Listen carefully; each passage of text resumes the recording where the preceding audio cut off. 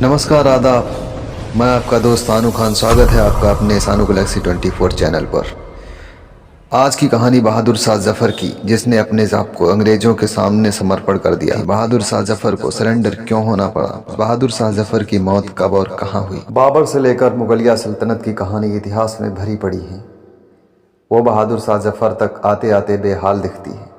वो शान और शौकत हवा हो चुकी थी। जान बचाने के लाले थे। अंग्रेज मौत का खेल खेल रहे थे और आखिरी मुगल बादशाह अपनी जान बचाने के लिए मारे मारे फिर रहे थे।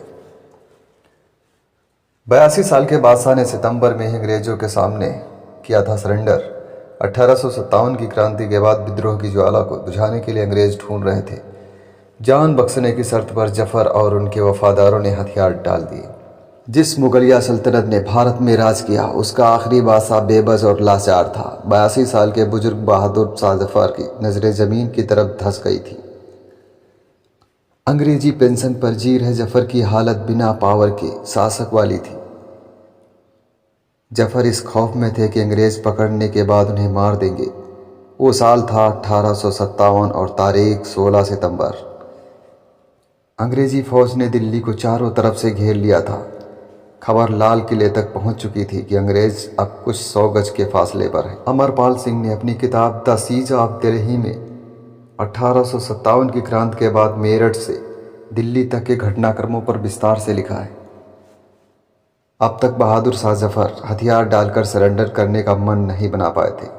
उन्हें डर था कि कहीं हिरासत में लेने के बाद अंग्रेज उनकी हत्या न कर दें।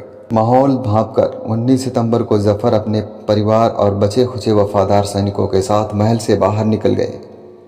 20 सितंबर को अंग्रेजों को पता चल गया कि जफर इस समय हुमायूं के मकबरे पहुंच चुके हैं।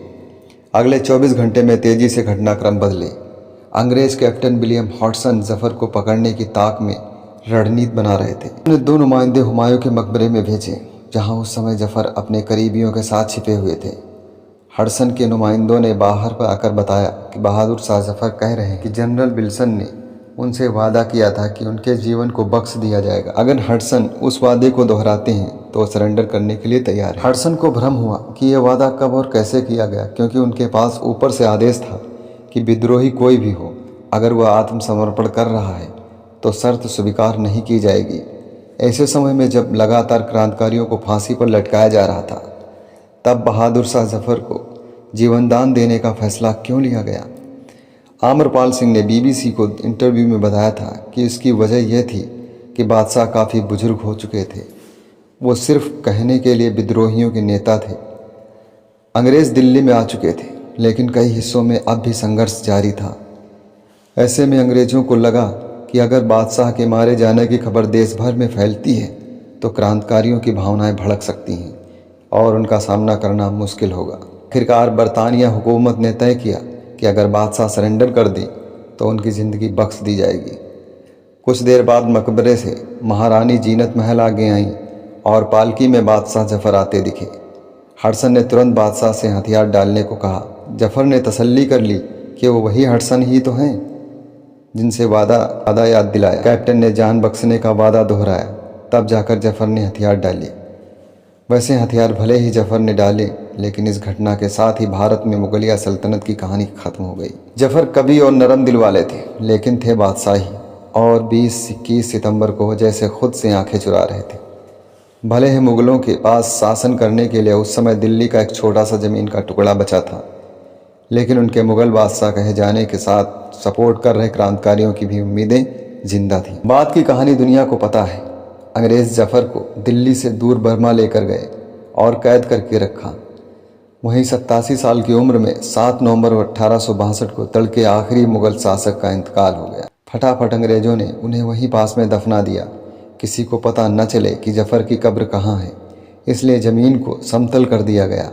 जफर कितने बदनसीब थे कि उनकी कब्र 132 साल यूँ रही, और 1991 में एक आधारशिला के लिए खुदाई के दौरान कब्र का पता चला।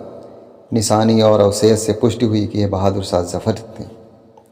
जफर ने अपना दर्द बयां करते हुए लिखा था, कितना बदनसीब है जफर दफन के लिए, 2 गज ज़मीन न मिली कोई यार। 1857 की क्रांति के समय जिक्र किए बगैर जफर की कहानी खत्म नहीं होती। अमरपाल सिंह अपनी किताब में लिखते हैं कि 10 मई 1857 को भारत में ब्रिटिश हुकूमत को पहली बार लगा कि उसके लिए चुनौती बड़ी है।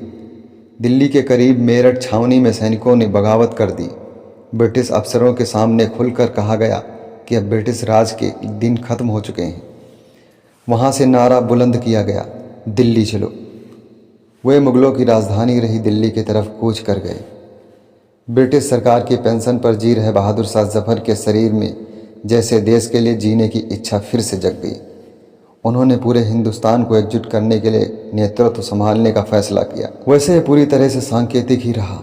उधर बगावत की चिंगारी को बुझाने के लिए अंग्रेजों के लिए दिल्ली को फिर से कैप्चर करना जरूरी हो गया था। इसी से तय होता है कि बगावत फेल रही या सफल। दिल्ली के करीब 3 महीने तक खूनी लड़ाई चलती रही। क्रांतिकारियों ने अंग्रेजों के दांत खट्टे कर दिए। वो वक्त ऐसा था कि लोगों को पता ही नहीं चल पा रहा था कि कौन किस पर भारी पड़ रहा है। जफर के सरेंडर के दिन वो कहानी याद आ गई। जफर ने लिखा था, उम्र दराज मांग कर लाए थे 4 दिन, 2 आरजू में कट गए और 2 इंतजार में। तो ये थी बहादुर शाह जफर की कहानी, कैसे अंत हुआ। मुझे उम्मीद है कि ये वीडियो आप सबको ज़रूर पसंद आया होगा। अगर पसंद आया है तो इस वीडियो को ज़्यादा से ज़्यादा शेयर करो, कमेंट में ज़रूर बताओ।